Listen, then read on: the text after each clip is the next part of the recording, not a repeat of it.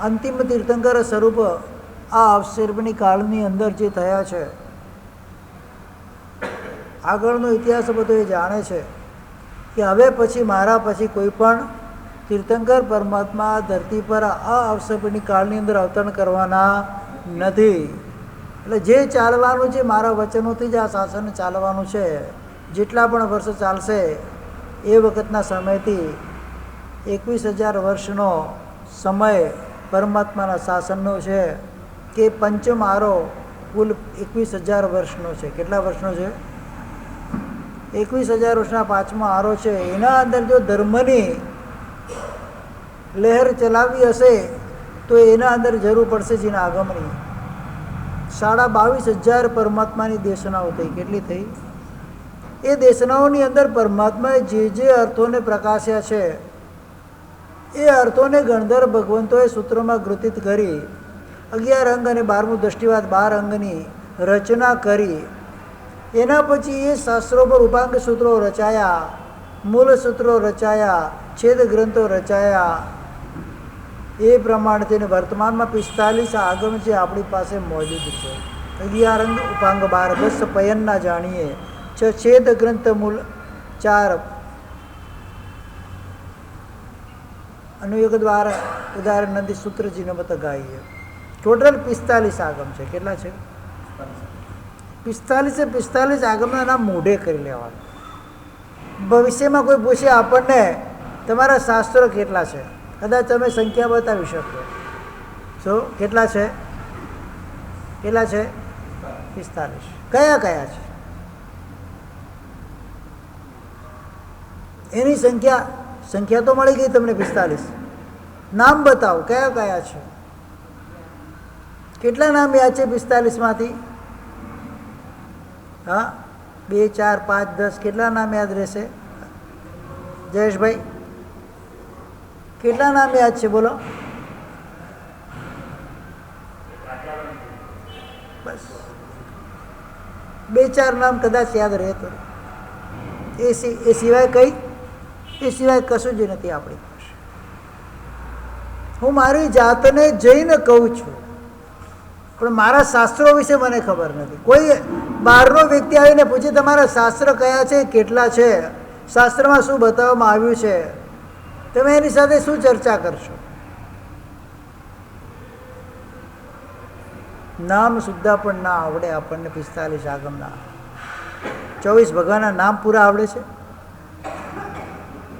બોલો.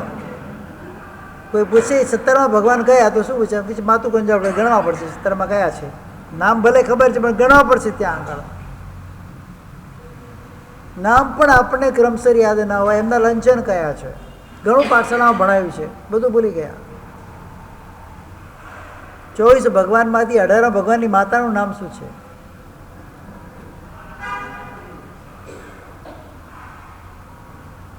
એ સાહેબ ભગવાન જાણે, આપણે શું લેવા દેવા. હા, તમારા પરમાત્માનો પરિચય તમને ના હોય, તમારા પરમાત્માએ ભાખેલા આગમનો પરિચય તમને ના હોય, પરમાત્માના આચાર બધારે પરમાત્માના આચારોનો આપણને પરિચય ના હોય તો જઈને કઈ રીતે કહેવાવું? મારો પ્રશ્ન એ છે. ભલે આગમ ભણી ના શકીએ, જાણી તો શકીએ. નામ ગોખવામાં કંઈ ના પાડી છે? કોઈ એનો નિષેધ કરાયો છે ક્યાંય પણ? 45 આગમના નામ, 24 ભગવાનના નામ, એમના માતા પિતાના નામ, એમના નગરના નામ, એમનો વર્ણ, એમના લાંછન, એમનું કુળ, જે આપણા માટે આરાધ્ય દેવ છે, ઈષ્ટ દેવ છે, એના વિશેનો જરા પણ ખ્યાલ આપણને ના હોય અને પાછા લખીએ શું અમે જૈન છીએ, અમે શ્રાવક છીએ. શરમ આવી જોઈએ બોલતાય. લખવાની વાતો છોડો, બોલતાય શરમ આવી જોઈએ. કઈ સ્ટેજ પર આજે જૈન શાસન જઈ રહ્યું છે ખબર જ પડતી નથી. બધાને ધૂન લાગે છે બસ ભણાવો ભણાવો ભણાવો ભણાવો. પણ શું ભણાવો? કંઈ કામનું નથી. છોકરાઓ મારી પાસે આવે, સાહેબ સમય જ નથી. સવારે સ્કૂલમાંથી ઘરે આવ્યા, ખાધું ન ખાધું, ટ્યુશનમાંથી ઘરે આવ્યા, ખાધું ન ખાધું, પાછા હોમવર્કમાં, કાં તો ક્લાસીસ હોય, કાં તો આ હોય, કાં તો તે હોય, એમ કરતાં 9-10 વાગી જાય. એના કેટલા વાગી જાય? 9-10 વાગી જાય. એના સવારે 7 વાગ્યાનો એ ચોપડું લઈને બેઠો હોય. ખાલી છોકરાઓની શિબિરથી ખાલી પ્રશ્ન કર્યો, તમારો સૌથી વધારે ટાઈમ ક્યાં જાય છે? તો કે સ્કૂલમાં.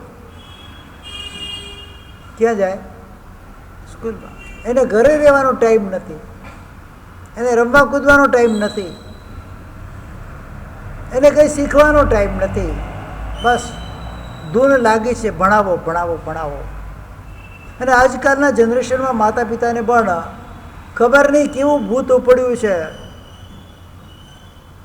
એનો ગ્રેડ આવવો જોઈએ, 1+ આવવો જોઈએ, A+ આવવો જોઈએ, 95, 96, 97, 95% સુધી તો માતા પિતાને સંતોષ ન થાય. તમે ટોટલ આખા 10 ધોરણ ભણીને 95 ભેગા કર્યા છે એ મને બતાવો ને. આખા 10 ધોરણ પૂરા ટોટલના 95 ભેગા કર્યા હોય તો મને બતાવો. અને પેલાને એક સબ્જેક્ટમાં 95 જોઈએ છે તમારે. પાછું ટોર્ચર, તારા પાછળ આટલો ખર્ચો કરી છે, તું આટલું પણ ના કરે, પણ એનો સમજ એટલો છે, એ ક્યાંથી ભણી શકવાનો છે? પૂર્વ ભાવમાં શુદ્ધ ભક્તિ, શુદ્ધ જ્ઞાનની આરાધના એટલી જ કરીને આવ્યો છે જેટલું એને મળવાનું છે આ ભાવમાં. ગમે એટલો આગ્રહ કરો, પછી એ છોકરો ના ભણી શકે. એના અંદર એક માઇનોરિટી ઘૂસી જાય, હું કશું કરી શકતો નથી, મારું રિઝલ્ટ ખરાબ આવે છે, મારું આમ છે તેમ થાય છે, એટલે એ છોકરાને નાની ઉંમરમાં સુસાઇડ કરવાની ઈચ્છા થાય અને કરી પણ દે. જવાબદાર કોણ? આ બાજુ સ્કૂલમાં ટીચરો મા બાપને ફોર્સ કરે, તમારો છોકરો ભણતો નથી, ભણતો એટલે તમારે ત્યાં ભણવા મૂક્યો છે, ભણાવો ને, કેમ નથી ભણાવતા? પણ ના, ત્યાં પણ કશું થતું નથી. માત્ર ક્લાસીસ અને ટ્યુશન ઉપર એનું જીવન ચાલે. દરેક માતા પિતાની કેપેસિટી હોતી નથી. ટ્યુશનના 3,000 રૂપિયા 5,000 રૂપિયા ભરવાની દરેક માતા પિતાની કેપેસિટી. તો સ્કૂલનો આટલો ફીસ હોય, એમાં ટ્યુશનની ફીસ હોય, અને પાછું ઇન્કમ કેટલી હોય? લિમિટેડ બજેટની અંદર એમને કાર્ય કરવાનું હોય, એટલે ટ્યુશન ના મોકલી શકે, એટલે છોકરો પાછળ રહી જાય. એવું ભણાવીને મતલબ શું છે? એને કશું કામ આવવાનું નથી જીવનમાં. એનું પોતાનું ક્ષોભ જ એને કામ લાગવાનું છે, આ વાત તો નક્કી છે. એનું પુણ્ય અને એનો ક્ષોભ, આ બે વસ્તુથી જે જીવ આગળ વધવાનો છે, એ સિવાય તમે ગમે તેટલી મહેનત કરશો આગળ વધવાનો નથી. વગર મહેનતે પાસ થનારા આ દુનિયામાં ઘણા છે. વગર ખર્ચે પણ ટોપમાં ટોપ ગ્રેડ અને ટોપમાં ટોપ પદવી પોસ્ટ લેનારા આ દુનિયામાં ઘણા છે કે નહીં? અને લાખોના ધુમાડા કર્યા પછી પણ ડબ્બાનો ડબ્બો રહેનારા પણ ઘણા છે, કારણ કે એનો ક્ષોભ નથી.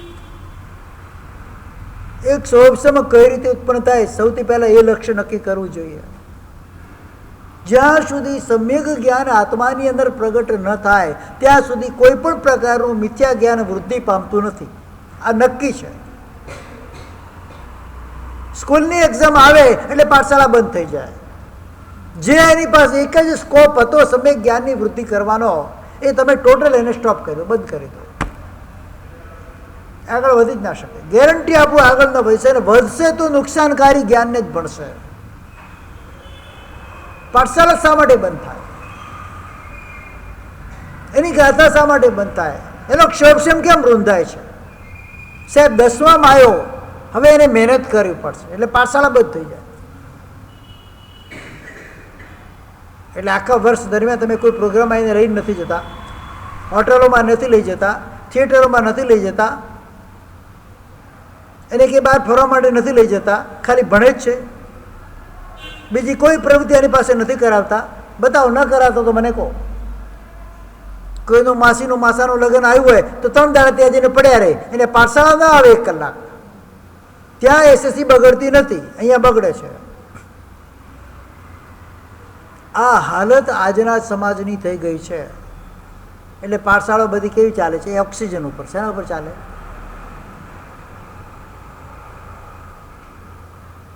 8મા ધોરણમાં બાળક આવે એટલે એની પાઠશાળા ઓટોમેટિકલી બંધ થઈ જાય. થતી નથી, કરવામાં આવે છે.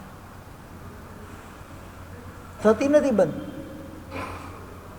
ફોર્સથી તમે એને મૂકો તારે જવું જ પડશે તો જાય, ન જાય એક ટ્યુશન ઓછું કરો, પણ પાઠશાળા જવાનું છે. પણ પાઠશાળાના ટાઈમે ટ્યુશન હોય. ચોમાસાની આરાધના આવે, પ્રતિક્રમણ ના કરી શકે, પર્યુષણ આવે, એની એક્ઝામ આવે એટલે પર્યુષણમાં કંઈ કરી ના શકે તો ભણશે ક્યારે? શીખશે ક્યારે? શાસનમાં આવશે ક્યારે?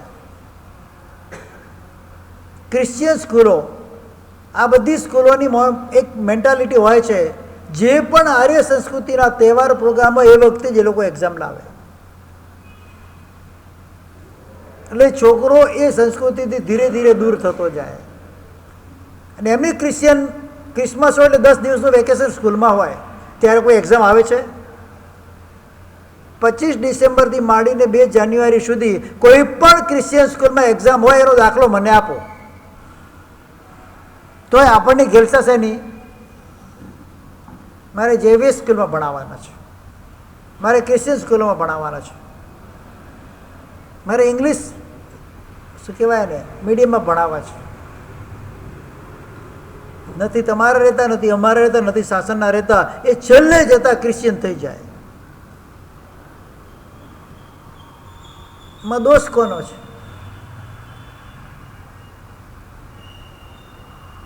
એક પણ મુસ્લિમ સ્કૂલની અંદર રમજાન મહિનામાં એક્ઝામ હોય છે? મને બતાવો. એક પણ ક્રિશ્ચિયન સ્કૂલમાં ક્રિશ્ચિયન લોકોના જે ફેસ્ટિવલ છે એમાં એક્ઝામ હોય છે? અને એક પણ ક્રિશ્ચિયન સ્કૂલમાં આર્ય સંસ્કૃતિના તહેવારોની રજા હોય છે? તો આપણી સ્કૂલોની અંદર ક્રિશ્ચિયનની રજા કેમ પાડવાની? કેમ ક્રિસમસની રજાઓ પાડવાની? કેમ ક્રિસમસના ફેસ્ટિવલ ઉજવવાના? આ બધું હવે ગવર્મેન્ટ સ્કૂલમાં ઘૂસી ગયું છે. હિન્દુ તહેવારો બંધ થઈ ગયા ઉજવાતા, પણ ક્રિશ્ચિયન તહેવારો ઉજવાશે. આખી કલ્ચર તમારા માથે પડી રહી છે. અને એમાં જો આપણે નહીં જાગીએ, આપણા બાળકોને, સંતાનોને શાસનના રાગી નહીં બનાવીએ તો છેલ્લે જઈને શાસનને આપણે ધોઈ નાખવાના, હાથ ધોઈ નાખવાના છે. પૂજા કરવા છોકરો જાય એટલે અડધી મિનિટમાં પૂજા કરીને મંદિરમાંથી બહાર નીકળે, બસ એની પાસે આટલો જ સમય આપો છો. તમે કેટલો આપો છો? કેટલો આપો છો? બતાવો તો ખરા. એને કીધું તારે રોજ સ્નાત્ર ભણાય પછી જ આવવાનું ઘરે? કીધું તમે ક્યારે? સાહેબ સ્કૂલનું લેટ થઈ જાય છે, સાહેબ ટ્યુશનમાં લેટ થઈ જાય છે. જરૂરી છે જ નહીં એ બધું કંઈ. અક્ષર જ્ઞાન આવી ગયું, ઘણું થઈ ગયું છે. આજે જેને શાસનની અંદર એવા શ્રમણ ભગવંતો છે, 6-7 વર્ષની ઉંમર જેમને સંયમ લીધું છે, અને આજે ઇંગ્લિશમાં ફ્લુઅન્ટ લેક્ચર આપે છે. ક્યાં ભણવા ગયા છે? ફૂલ ઇંગ્લિશમાં ફ્લુઅન્ટ લેક્ચર આપે છે. એમ લાગે કોઈ ફોરેનર બોલી રહ્યો હોય. અને દીક્ષા લીધી ક્યારે લીધો? 6 વર્ષની ઉંમરે. કોઈ ભણવા ગયા હતા સ્કૂલમાં? સ્કૂલનો પગથિયું નથી ચડેલા. આજે ઓછામાં ઓછા એવા 40થી 50 શ્રમણ સમણી ભગવંતો હું તમને બતાવું, જે નાની ઉંમરમાં દીક્ષા લીધેલી છે અને આજે ઇંગ્લિશ, સંસ્કૃત, પ્રાકૃત ભાષામાં ફ્લુઅન્ટ લેક્ચર આપે છે. તમે પણ ના બોલી શકો, ભલે તમે ભણેલા ઇંગ્લિશ મીડિયમમાં, એના કરતાં પણ સારું ઇંગ્લિશ બોલે છે.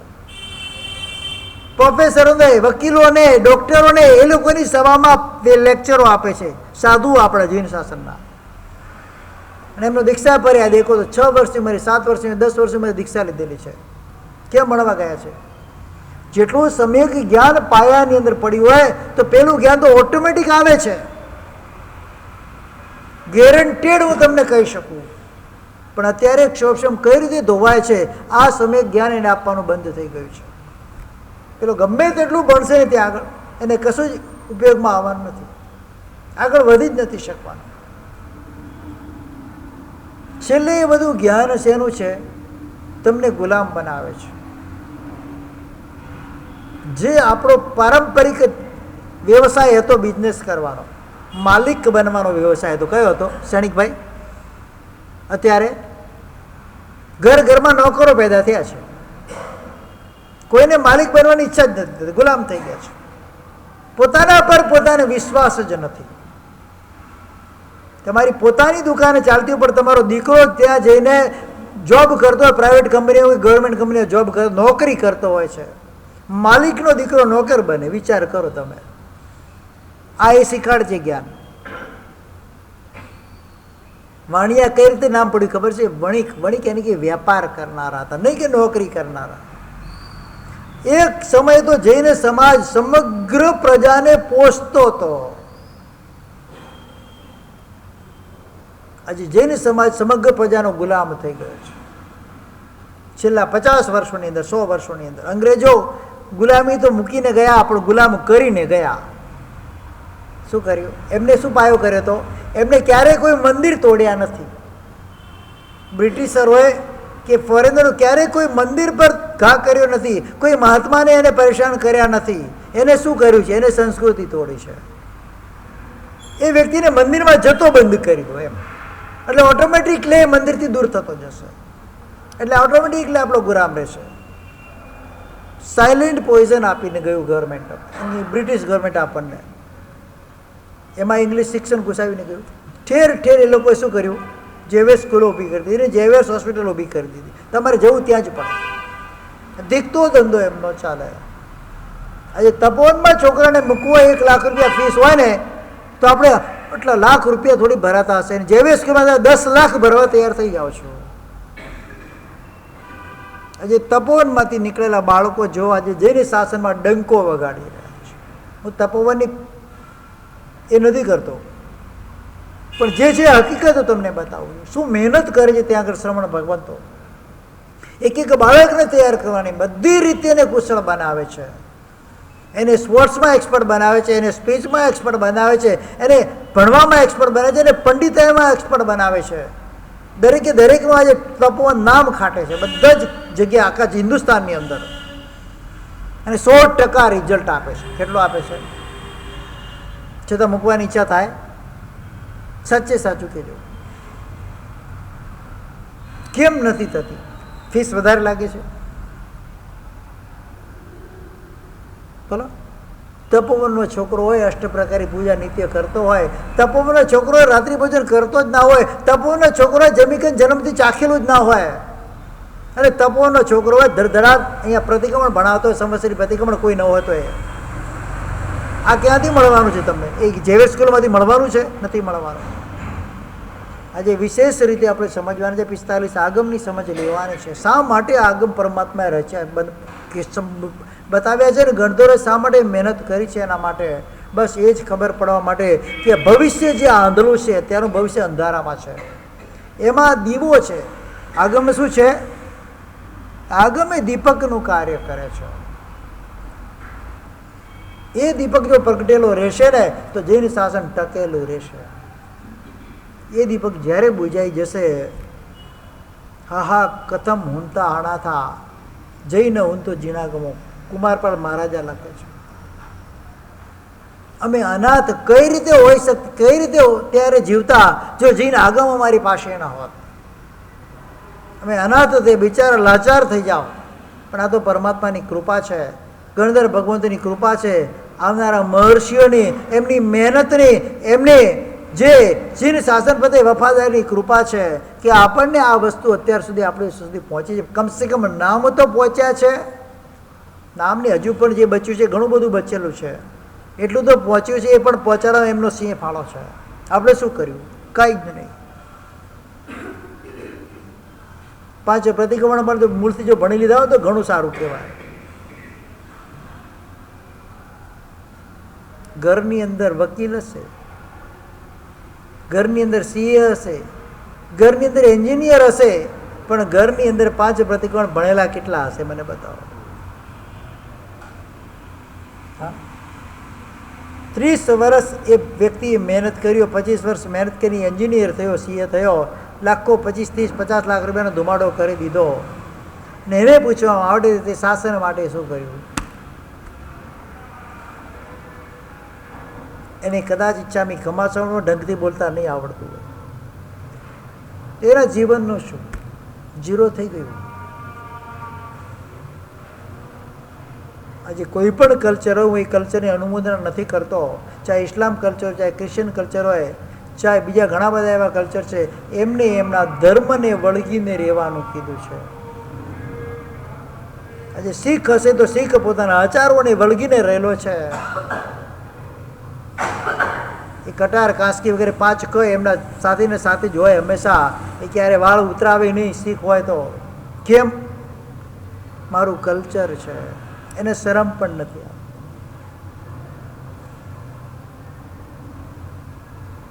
આજે મેં ઘરોમાં ગોચી જતા હોય ને શરમ આવે છે. હકીકત તમને આ શબ્દો બોલું છું ને એ શબ્દો અંદરના શબ્દો છે. શરમ આવે છે. ઘરની અંદર વહુ હોય કે દીકરીઓ ખબર જ નથી પડતી, કે સાસુ હોય, ત્રણમાંથી એકની સમજ નથી પડતી અમને તો, કે આર્ય સંસ્કૃતિનો વેશ ઘરમાંથી નીકળી ગયો. જે વેશ આવ્યો એ કલ્ચર ને બીભત્સ વેશ આવ્યો છે. ઉદ્ભટ વેશ, જેને આપણી ભાષામાં ગુજરાતી સરળ ગુજરાતી ભાષામાં તમને કહું, ઘણી વખત અમે અટવાઈ ગયા. દીકરી છે કે વહુ છે? પછી કે મારા સાહેબ આ વહુ છે. વહુ એટલે ઘરની માલકીન કહેવાય. શું કહેવાય? ઘરનું સર્વસ્વ કહેવાય, ઘરનો આધાર કહેવાય. એના વેશના ઠેકાણા ના હોય. સસરાની હાજરીમાં વહુના વસ્ત્રો કેવા હોય તમને ખબર છે? મારે કહેવાની જરૂર નથી. વડીલની અમાન્યા ગઈ, વિવેક ગયો અને ન પહેરવા દે તો ઝઘડો કરે. મારે અલગ થવું છે. શા માટે સ્વચ્છંદી થવાનું છે? પરિવાર નહીં હોય ને તો તમારી કોઈ વેલ્યુ નથી, ઇજ્જત નથી, વેલ્યુ નથી. તમારી કોઈ પણ જાતની જૈન શાસનમાં કિંમત નથી. હજી એવા પણ ઘણા પરિવારો છે જે સંયુક્ત રહે છે, જોઈન્ટ ફેમિલી, બધાની સુરક્ષા જળવાય છે. ઇન્ડિવિડ્યુઅલ હોય એમાં શું થાય? પોતાની પાસે શાસ્ત્રનું જ્ઞાન તો છે નહીં. જે પણ જ્ઞાન છે બધું કલ્ચર બધું છે કંઈ ફોરેન કલ્ચર જ છે, વેસ્ટર્ન કલ્ચર જ છે. બાળકોમાં સંસ્કાર શું પડશે? ઘણી મમ્મીઓની અમારી પાસે ફરિયાદ આવે. હકીકત તમને કહું છું, રિયલાટી કહું છું, કે મારા સાહેબ આખો દિવસ છોકરાઓ મોબાઈલ છોડતા. તમે છોડ્યો? બધા લઈ લો, 12 મહિના મોબાઈલને હાથ લગાવવો નથી. કોઈ છોકરો મોબાઈલને હાથ લગાવે તો મને કહેજો. ઠીક છે, કોઈનો ફોન આવે વાત કરી પડે, આખી વસ્તુ અલગ છે. 24 વર્ષ તમારા હાથમાંથી મોબાઈલ લઈ જાય, તમે છોકરા ઉપર દમદાટી કરો, તું મોબાઈલ મૂકી દઈને ભણવા બેસ, પોસિબલ નથી, નથી જ કરવા. હું તો છોકરાને તું જોઈ રાખ આખો દિવસ, ઉલટો શીખાડું. તારી મારો મોબાઈલ છોડો ને તારે ચાલુ રાખવાનો કીધું. ઉલટું શીખાડવું પડે પછી. કારણ 2 વાગ્યા સુધી આપણે મોબાઈલમાં કણ કરતા હોય રાતના. છોકરાને 6 વાગે ઉઠવાનું છે, 7 વાગે સ્કૂલ જવાનું છે. એક પણ પ્રવૃત્તિ ઘરમાં એક્ટિવિટી ચાલતી હોય તો ઘણા એવા જીવો હોય છે જેને ઊંઘ જલ્દી નથી આવતી. એને શાંતિ જોઈએ ઊંઘ માટે, શાંતિ હોતી જ નથી ઘરમાં. પછી ફરિયાદ કોની કરે? માર સાહેબ મોડે સુધી ઊંઘતા નથી, પછી સવારે ઉઠતા નહીં. પણ તમે કેટલા વાગે ઊંઘો છો ને કેટલા વાગે ઉઠો છો એમ તો કહો મને. 10 વાગે એટલે લાઇટ ઓફ થઈ જવી જોઈએ ઘરની. બરાબર ચાલે કે ન ચાલે? એક પણ વ્યક્તિ ઘરની અંદર જાગૃત ન હોવો જોઈએ 10 વાગે એટલે. એ તમારા મહાપુરુષોના કારણે. ચોવેર કરો રોજ એટલે થઈ જાય બધું સરસ. ના, એ બધું કંઈ ના ચાલે. રાત્રે 11 વાગે બેનને ઉઠીને રસોઈ બનાવવી પડે, ન બનાવે તો દુનિયાભરની સાંભળવી પડે. પણ સાંજે ચોવેર કરીને જતા રહો દુકાન, ભલે 2 વાગે આવો રાતનો, તમારી કોણે પડી છે અહીંયા આગળ? પણ ના, એ બધું નથી થતું મારાથી. આખો શેડ્યુલ જ ચેન્જ થઈ ગયો છે. હવે સૂર્યાસ્ત ક્યારે થાય અને સૂર્યોદય ક્યારે થાય એ પણ ખબર નથી હોતી.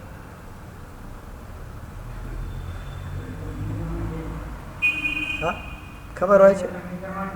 હા, સૂર્યોદય તો જોતા નથી, સૂર્યાસ્ત ધ્યાનમાં આવતો નથી.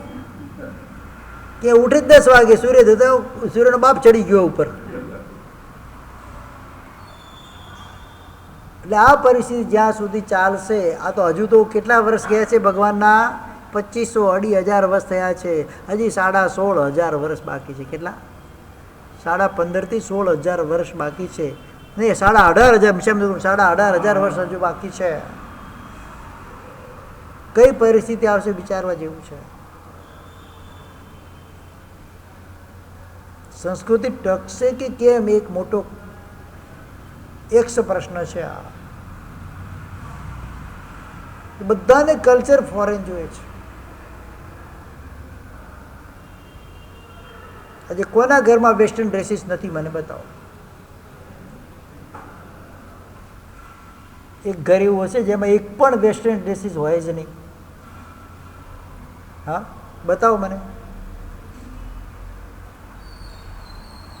ધાર્મિકમાં ધાર્મિક પરિવારો, એના ઘરમાં પણ આ દૂષણ તો છે જ.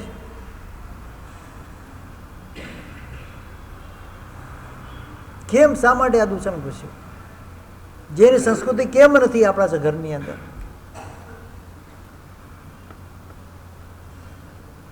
કારણ સમ્યક જ્ઞાન ગયું છે. 1 કલાક પાઠશાળા છોકરો જાય, 2 મહિના, 4 મહિના, 12 મહિના, 2 વર્ષ, 3 વર્ષ, અને એના અંદર જે સંસ્કાર પડે છે એ સંસ્કાર તમારી 10-20 વર્ષની સ્કૂલ નહીં જ આપી શકે, નહીં જ આપી શકે, નહીં જ આપી શકે. હું ગેરંટી સાથે તમે લખીને આપી દઉં છું. આપી શકશે ખરા? ત્યાં વિનય વિવેક તો છે જ નહીં. નમવાનું તે શીખાડતા જ નથી. કેટલું ભણ્યા શ્રેણિકભાઈ? કોલેજ થઈ ગઈ છે? એના કરતાં વધારે થોડું ભણ્યા હશો. એક પણ વખત તમારા જે સ્કૂલમાં ભણ્યા છીએ એ તમારા ટીચરને તમે મસ્તક ઝુકાવીને વંદન કર્યા છે? બોલો, નમસ્કાર કર્યા છે? વિદ્યાગુરુને વંદન કર્યા છે ક્યારે? ભલે ગમે તે વિદ્યા આપી હોય, કકો બારાકડી ABCD શીખાડી હોય, વંદન કર્યા? ક્યારે કર્યા? બતાવો મને. ભણતા હતા તેની વખતની વાત કરું છું. જ્યાં વિવેક અને વિનય ન હોય તો જ્ઞાન ક્યાંથી ચડે? એની સંસ્કૃતિ પર આ ઘા છે. એની સંસ્કૃતિ તોડી નાખો, એનામાંથી વિનય વિવેક બધું કાઢી નાખો. એ ભગવાન નમવાનું જ બંધ કરી દેશે. કેમ કે એનામાં અકર્તા જ આવવાનું છે. એ કોઈને નહીં ઝૂકે. પછી આ કામ મોટામાં મોટું દૂષણ અંગ્રેજો અહીંયા ઘુસાડીને ગયા છે. ખ્યાલ આવ્યો કે નહીં? આ કેવી પોલિસી વાપરી છે? મંદિર તો તૂટ્યા પછી કદાચ નવું પણ ઊભું કરી દેશે, પણ સંસ્કૃતિ તૂટશે તો ઊભી થવાની છે. પછી મંદિર જ નથી થવાનું. એ લોકો જ મંદિર તોડી નાખશે. આપણે તોડવાની જરૂર નથી, એ લોકો જ તોડી નાખશે. ક્યાંની જરૂર નથી. આજે ઘણા ઘરોમાં યુવાનો છે જિનાલયમાં ન જનારા કેટલા હશે? આખા દિવસમાં એક વાર ભગવાનના દર્શન ન કરનારા કેટલા હશે? લગભગ દરેક ઘરમાં એક મહાપુરુષ તો મળશે જ, જે ભગવાનના દર્શન કરવામાં પાપ માનતો હોય. તો કેમ ન જાય? કેમ ન જાય? એનામાં સંસ્કાર પડ્યા જ નથી આ વસ્તુના. કે આ મારા ઈષ્ટદેવ છે, મારા આરાધ્ય દેવ છે, એવા સંસ્કાર એનામાં પડ્યા જ નથી. એને પત્તર જ માને છે, એટલે પાપ જ થયું. શું થયું? નથી જતા.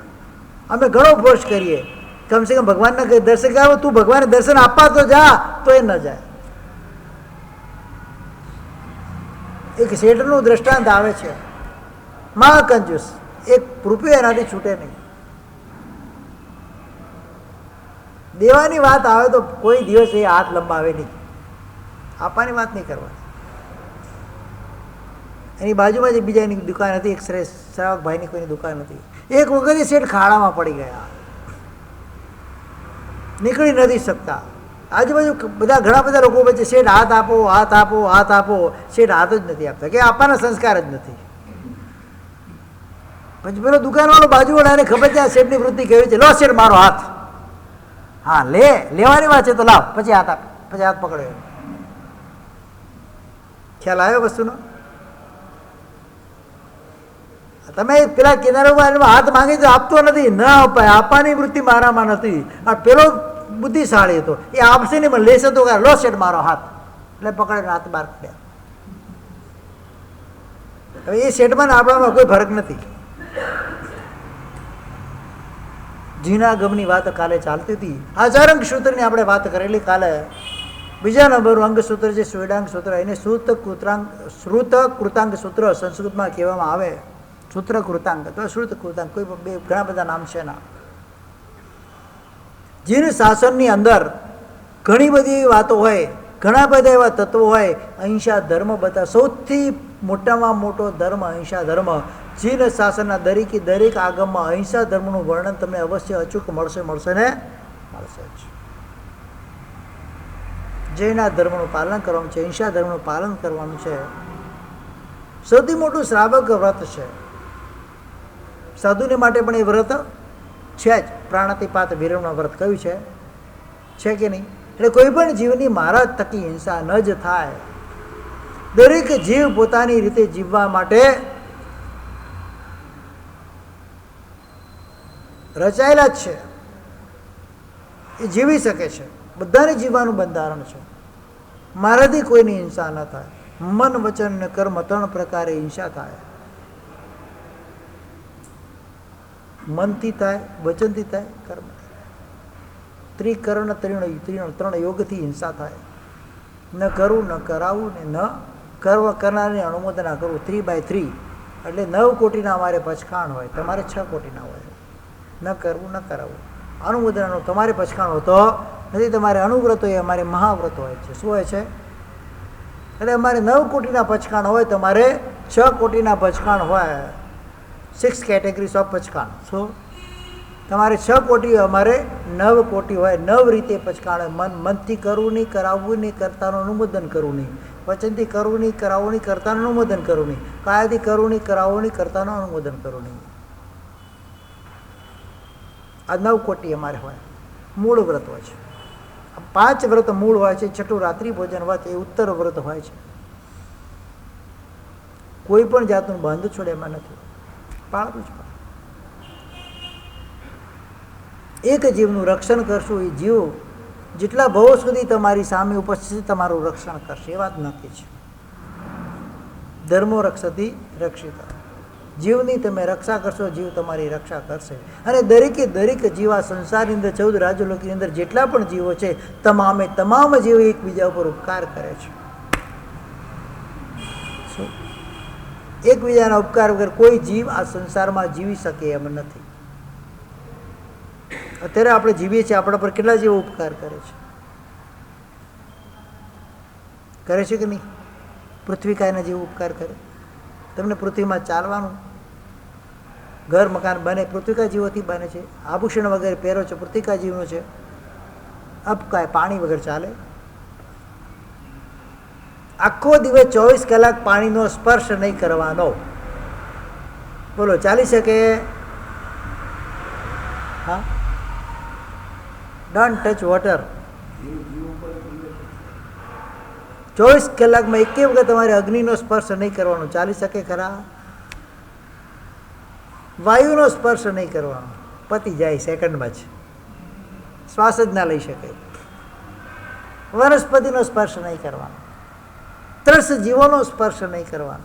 ચાલી શકે ખરા? એક પણ જીવ વગર મારું અસ્તિત્વ કંઈ છે જ નહીં. એક પણ જીવની સહાય વગર હું જીવી શકું એમ નથી. જીવની વ્યાખ્યા બતાવવામાં આવે છે આ શ્રોતકૃતાંગ સૂત્રની અંદર, સ્વેડાંગ સૂત્રની અંદર. જે તત્વોની મીમાંસા એમાં બતાવવામાં આવે છે, એમાં ક્રિયાવાદ, અક્રિયાવાદ, અજ્ઞાનવાદ, વિનયવાદ અને કેટલા બધા એવા ધાર્મિક સિદ્ધાંતો છે, એના ખંડન, એના વર્ણન કરવામાં આવ્યા છે. એના અંદર 36,000 પદ પ્રમાણ આ સ્વેડાંગ સૂત્ર હતું. આ ચારંગ સૂત્ર 18,000 પદ પ્રમાણ. આ કેટલું છે? પહેલાં 36,000 પદ પ્રમાણ હતું ને વર્તમાનની અંદર. અને એના અંદર એક સૌથી વિશેષતા બતાવી છે, 363 પાખંડી. કેટલા? ભગવાનની સભામાં કેટલા હતા? પાખંડી એટલે અન્ય મતીઓ, પોતપોતાનો મતનું પ્રકાશન કરનારા 363 એવા પાખંડીઓ. એનું સંપૂર્ણ વર્ણન આ ગ્રંથની અંદર આપવામાં આવેલું છે. જે પરમાત્માએ બતાવેલા શાદવાદના સિદ્ધાંતને અહીંયા જડબે સલાકથી સમજાવવામાં આવ્યો છે. ખરેખર આ સ્વેડાંગ સૂત્ર જે પણ એનું વ્યવસ્થિત અધ્યયન કરી લે, એના જીવનમાં દુઃખ જેવું કશું હોય જ નહીં. એ ક્યાંય અટવાય નહીં, ક્યાંય હતાશ ન થાય, નાસીપાસ ન થાય, ક્યાંય ઝૂકે પણ નહીં. કારણ કે કટિબદ્ધ હોય છે, પોતાની મેળે તૈયાર થયેલો, સ્ટ્રોંગ થઈ ગયેલો હોય છે. કોઈ પણ જાતના પ્રોબ્લેમ્સ આવે તરત એની પાસે સોલ્યુશન ઉપસ્થિત થઈ જાય, કારણ એ સ્યાદવાદના સિદ્ધાંતને જાણનારો બની જાય છે. આ રીતે મુનિ જીવનના અહીંયા આચારો બતાવવામાં આવે છે સુંદર રીતે. અલગ અલગ પ્રકારથી અલગ અલગ શાસ્ત્રોમાં શ્રમણ ધર્મના આચારો ત્યાં બતાવવામાં આવેલા છે. જે જીવો પંચ ઇન્દ્રિયોના વિષયોની આધીન થાય છે, એના પછી એના પાછળ એના કેવા કુલક્ષણો દ્વારા કેવી એની દુર્ગતિ થાય છે એનું વર્ણન પણ આ શાસ્ત્રની અંદર બતાવવામાં આવેલું છે. એક જબરજસ્ત કેટેગરીનું આપણું શાસ્ત્ર છે. એક એક શાસ્ત્ર એનું કોઈ એક્સ્ટ્રીમ લેવલના છે, એમાં કોઈ બતાવવાનું નથી, પણ દરેક શાસ્ત્રની એક એક પોતપોતાની લાક્ષણિકતા અલગ છે, એક એક મહત્તા અલગ છે, એક એક ગુણ અલગ છે. આત્મવાદી પરદર્શન, જે આત્માને જ માનતા હોય, કોઈ આત્માને માનતા ન હોય, શરીર એ જ આત્મા ને આત્મા એ જ શરીર એ માનનારા હોય, બાકી આત્મા જેવું શરીર જેવું કશું છે, નાસ્તિક જેવા પણ એમાં હોય, એ બધાનું વર્ણન પણ આ ગ્રંથની અંદર આપવામાં આવેલું છે. આ રીતે આના અંદર 2 શ્રુતસ્કંદ એટલે 2 કહેવાય કે મેઇન ચેપ્ટર છે, એમાં 25 અધ્યયન બતાવવામાં આવ્યા છે.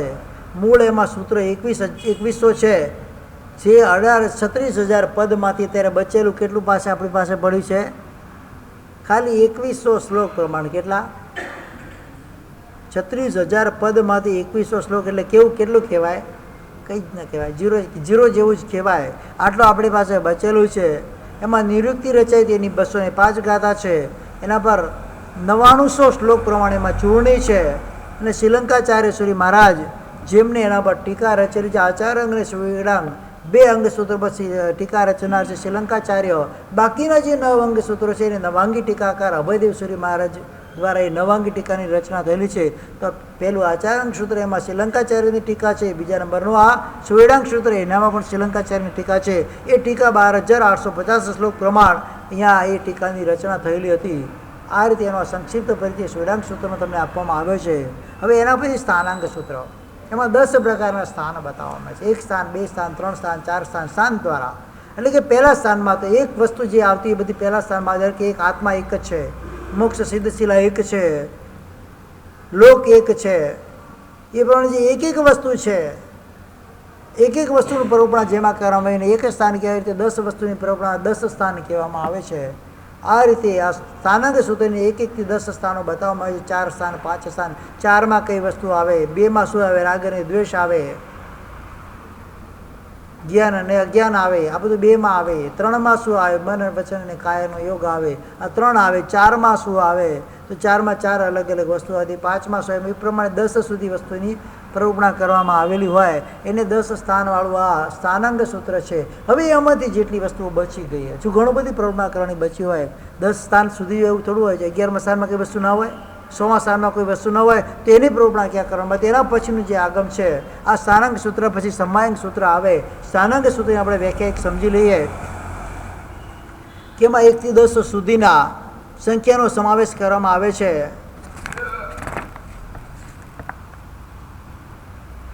એના મૂળ ગ્રંથો પ્રમાણ 3700 શ્લોક પ્રમાણ છે. એમ આ સ્થાનાંગ સૂત્ર 72,000 પદ પ્રમાણ હતું. 36 તો 72 સમજી લો, ડબલ થતા જશે.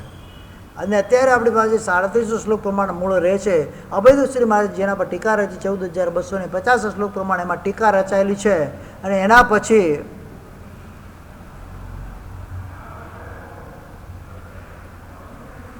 એમાં ઉદ્ધૃત જે ગાથાઓ કરાવેલી છે, જેનો હજી સુધી એની મુદ્રા એટલે પબ્લિશ થઈ નથી, મતલબ એનું પ્રકાશન થયું નથી, એવા 10,000 શ્લોક ગાથાઓ એમાં રહેલા છે, જે હજુ સુધી કોઈ પણ એના પર કાર્ય કર્યો નથી. હજુ હસ્તલિખિત પ્રતમાં જ છે, એના મૂળ સ્વરૂપે પુસ્તક સ્વરૂપે પ્રગટ થયું નથી. આ રીતે આ સ્થાનાંગ સૂત્ર જે વિસ્તૃત સ્થાનાંગ સૂત્ર છે, ઠેર ઠેર અનેક આગમ ગ્રંથોની અંદર આ સ્થાનાંગ સૂત્રોના પાઠો આવે. ચાલે ભગવતી સૂત્ર લઈ લો, ચાહે કોઈ પણ સૂત્ર લઈ લો, બધામાં સ્થાનાંગ સૂત્રના તમને પાઠો મળશે જ. કારણ કે એટલું બધું અંદર વિવેચન એમાં કરવામાં આવ્યું છે. ગયા વર્ષના ચોમાસામાં મારે સ્થાનાંગ સૂત્ર ઉપર જ પ્રવચન ચાલેલા છે. પહેલું સ્થાન પૂરું થયું નથી. પહેલાં સ્થાન હજુ પહેલાં 2-4 જે સ્થાનો હતા એ હજુ માંડ પૂરા 4 મહિનામાં થયા હતા. આટલું વિસ્તૃત છે આ સ્થાનાંગ સૂત્ર પછી સમવાયાંગ સૂત્ર આવે છે. સમવાય એટલે સમૂહ. સમવાયનો અર્થ શું છે? સમૂહ છે. આ સમવાયની અંદર 1 2 3 4 5 10 11 12 13 14 100 સુધી સ્થાન, એના પછી 150 200 250 500 1000 2000 લાખ કરોડ પૂર્વ કરોડ જ્યાં સુધીના સ્થાનોમાં જે વસ્તુ આવે ત્યાં સુધીના બધા સ્થાનો ત્યાં સમવાયાંગ સૂત્રની અંદર બતાવવામાં આવેલા છે. એ પણ એક રોચક ગ્રંથ છે. નવી નવી બાબતો ત્યાં બતાવવામાં આવી છે. અદ્ભુત વાતોને એમાં સમાલોચન કરવામાં આવ્યું છે. વાપીના ચોમાસામાં સમવાયાંગ સૂત્ર મેં વાંચેલું છે. એમાં 2 સમવાય સુધી પહોંચ્યું. બેંગ્લોરના ચોમાસાની અંદર સમવાયાંગ સૂત્ર પર વાંચનાથી 16 સમવાય સુધી પહોંચ્યા હતા. આ પૂરા ગ્રંથો 1 વર્ષમાં થાય નહીં. 5 10 વર્ષ ચોમાસા ચાલે સળંગ તો એક આગમ પૂરું થઈ શકે. આટલું વિસ્તૃતિકરણ એક આગમની અંદર બતાવવામાં આવેલું છે. અત્યારે જે છે એમાંથી વાત કરું છું. મૂળ તો કેટલું હશે એની કલ્પના પણ આપણે કરવી મુશ્કેલ છે. સમવાયાંગ સૂત્રની અંદર મૂળ શ્લોક 1667 છે. અભયદેવસુરી મહારાજે 3575 શ્લોક પ્રમાણે એમાં સ્મૃતિ રચી છે. એનું મૂળ હતું 72 144 1,44,000 પદ પ્રમાણ આ સમવાયાંગ સૂત્ર હતું. હવે એના પછી 5મું સૂત્ર જે ભગવતી સૂત્ર જેની વાંચના આપણે કરી રહ્યા છીએ એ ભગવતી સૂત્રની અંદર શું બતાવાય? પહેલાં એમ કહેવાતું કે એ વખતે 2,88,000 પદ પ્રમાણ આ ભગવતી સૂત્ર હતું. 36,000 પ્રશ્નો ગૌતમ સ્વામી પરમાત્માને પૂછેલા. એ 36,000 પ્રશ્નો એના અંદર હતા. અત્યારે નથી. અત્યારે કદાચ 36,000 વાર ગૌતમ સ્વામીનું નામ પણ આવતું હશે કે નહીં એ પણ એક ક્વેશ્ચન માર્ક છે. પણ આટલું મોટું આ ભગવતી સૂત્ર એ વખતે હતું. અને એના સિવાય માત્ર ગૌતમ સ્વામી જ પ્રશ્નો કર્યા છે એવું નથી. એના સિવાય પણ ઘણા મહાત્માઓએ પ્રશ્નો કરેલા છે. ગણધરોએ પ્રશ્ન કરેલા છે. શ્રાવિકાઓએ પ્રશ્ન કરેલા છે. અન્ય તીર્થી એવા સંન્યાસીઓએ પણ પ્રશ્નો કરેલા છે. અને કેટલાકની દીક્ષાઓ વગેરે પ્રસંગો ઉત્પન્ન થયેલા છે. કેટલી બધી કથાનકો એના અંદર બતાવવામાં આવે છે. બધા લોંગ વિસ્તૃત કથાનકો એક એના અંદર આપવામાં આવેલા છે. આટલું મોટું લાંબુ ચોડું આ ભગવતી સૂત્ર અને એને ઉત્તમાંગ તરીકે કહેવાય કે 11 12 આગમની અંદર જો કોઈ શ્રેષ્ઠ આગમ હોય તો કયું છે? ભગવતી સૂત્ર છે. આજે પણ જ્યાં સુધી ભગવતી સૂત્રના જોગ ન થાય ત્યાં સુધી પદવી વગેરે થતી નથી. આજે પણ એની એટલી ને એટલી મહત્તા છે. આ ભગવતી સૂત્ર એના પર સુવર્ણ અક્ષરની અંદર પણ લખાયેલી ઘણી પ્રતો મળે છે.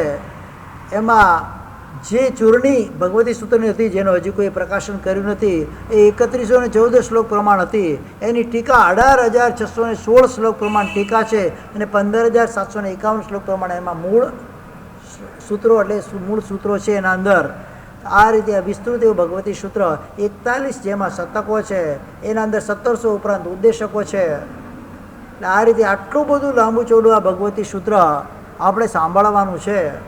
એના પહેલાં એનો સંક્ષિપ્ત પરિચય તમને આપ્યો છે. ભગવતી સૂત્ર પછી 6થા નંબરનું છે એ જ્ઞાતા ધર્મ કથા. એના કરતાં પણ ડબલ હતું. એમાં હજારોની સંખ્યામાં વાર્તાઓ હતી એ વખતે. અત્યારે આટલી બધી રહી નથી. જ્ઞાતા ધર્મ કથાની અંદર જૈન આગમના સિદ્ધાંતો ઉદાહરણો વાર્તાઓના માધ્યમથી ત્યાં સમજાવવામાં તમને આવેલા છે. અને જે ધર્મોપદેશની વિધિ વગેરે અત્યંત એમાં ઉપયોગી વસ્તુ બતાવે છે. 5,56,000 પદો એમાં હતા એ વખતે. અને એમાં તીર્થંકરોની ધર્મદેશના ઘણા એવા ગણધર ભગવાન એમાં શંકા વગેરે થતી એના શંકાના સમાધાન વગેરે એમાં આપવામાં આવેલા છે. અને આને ધર્મકથાનો યોગ કહેવાય. 4 યોગ બતાવ્યા હતા ને મેં 4 અનુયોગ તમને બતાવેલા. એમાં આમાં બધી કથાઓ છે એટલે કથાનો યોગ એમાં કહેવામાં આવે છે. અને એના અંદર કઈ કઈ વાતો અત્યારે બતાવવામાં આવેલ છે. પહેલાં જે સુત સ્કંદની અંદર મેઘકુમારના પૂર્વની વાત છે. ધન્યશેઠ અને વિજય ચોરની વાત છે. તાવચ્ચા પુત્ર શૈલક રાજર્ષિ, દ્રૌપદી, સુષ્મા, પુંડરીક કંડિકનું અધ્યયન, મલ્લિનાથ ભગવાનની વાર્તા, માકંદીના પુત્ર 2 પુત્ર નંદમણિકાર તેતલી પુત્રના કથાનક છે. અને બીજા જે સુત સ્કંદની અંદર સૂર્યચંદ્ર આદિની મહાદેવીઓ, 56 ઇન્દ્રોની, 206 પટરાણીઓ એ લોકોના પૂર્વ ભવનું વર્ણન છે. મૂળ શ્લોક એમાં 54,550 છે. અને અભયદીશ્વરીમાં 3800 શ્લોક પ્રમાણે એમાં ટીકા અત્યારે વર્તમાનમાં મોજૂદ છે. આ 6થા નંબરનું જ્ઞાતા ધર્મ કથા એના પણ રેફરન્સ પાઠો અનેક ગ્રંથોમાં તમારે લેવામાં આવે છે. આટલા વિસ્તૃત એ આપણી પાસે આગમો એ વખતે હતા. અને 7મા નંબર ઉપાસક દશા. ઉપાસક એની કે શ્રાવક. ઉપાસક એટલે શું? શ્રાવક. એમાં પરમાત્મા જે શ્રેષ્ઠ 10 શ્રાવક હતા, આનંદ, કામદેવ વગેરે, એ 10 શ્રાવકોના પૂરા જીવન ચરિત્ર એના અંદર બતાવવામાં આવેલા છે. ભગવાન મહાવીર સ્વામી પાસે 12 વ્રત લેવાવાળા 1,59,000 પરમાત્માના શ્રાવક હતા. કેટલા હતા?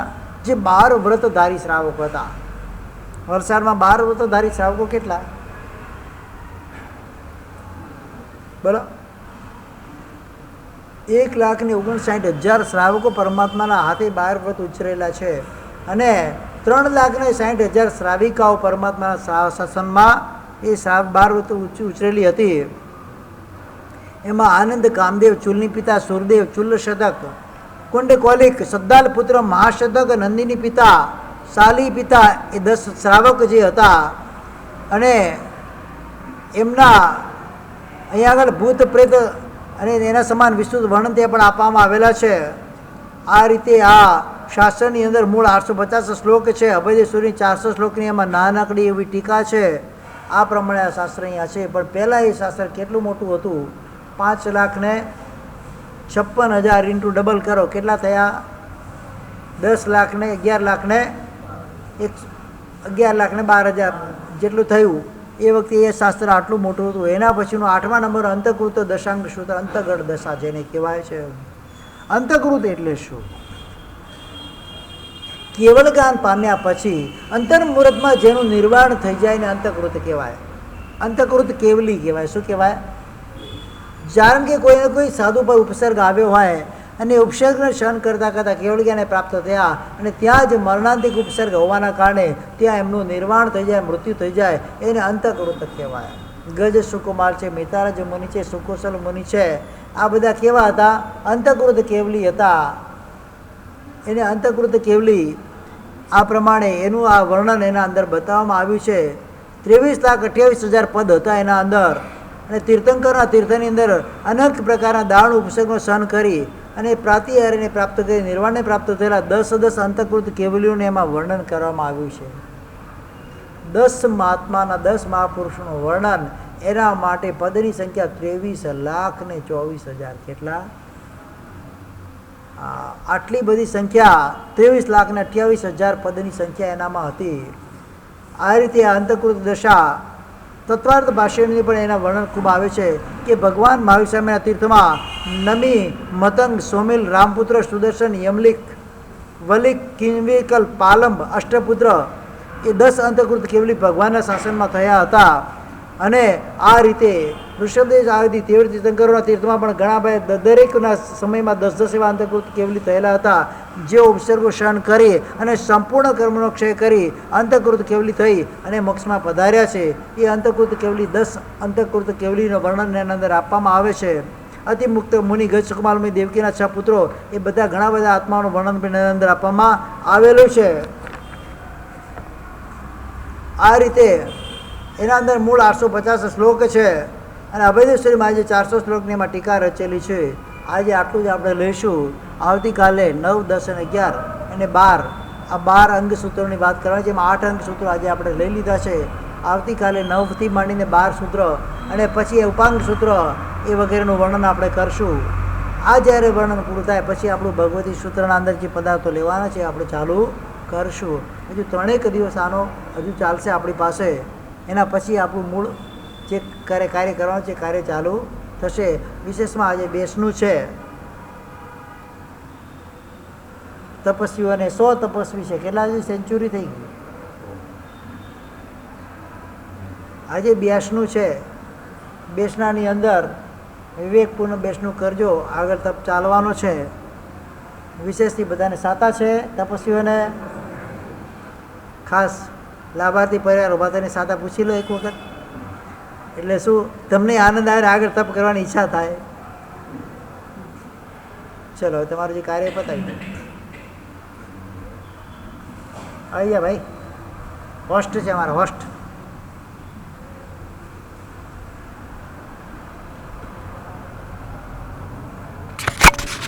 મહાવીર સ્વામી ભગવાન. આજે 82 છે. બેસનાની અંદર વિવેકપૂર્ણ બેસનું કરજો. આગળ તપ ચાલવાનો છે. વિશેષથી બધાને સાતા છે. તપસ્વીઓને ખાસ લાભાર્થી પરિવાર ઉભા થઈને સાતા પૂછી લો એક વખત, એટલે શું તમને આનંદ આવે, આગળ તપ કરવાની ઈચ્છા થાય. ચલો હવે તમારું જે કાર્ય પતાવી દો. આવી ગયા ભાઈ, હોસ્ટ છે અમારો હોસ્ટ.